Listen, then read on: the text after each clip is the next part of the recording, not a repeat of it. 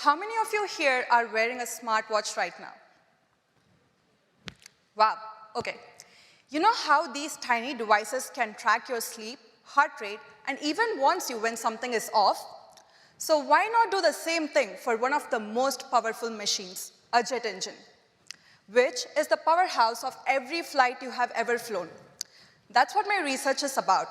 I am building a digital twin, or in simple terms, a smartwatch for a jet engine. It's a virtual version that constantly monitors its vitals.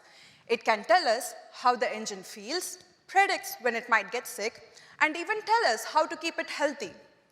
But why does that even matter?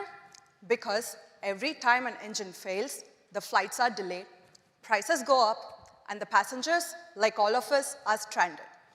But with a digital twin, you can prevent that. You can move from reacting to a problem to predicting them before they ever happen. And you know what's my favorite part?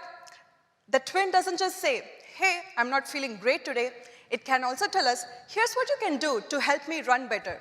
So one day, when an engine talks like that, you know it's not science fiction, it's the future of intelligent aviation, where every engine has a heartbeat and we make sure it never skips one.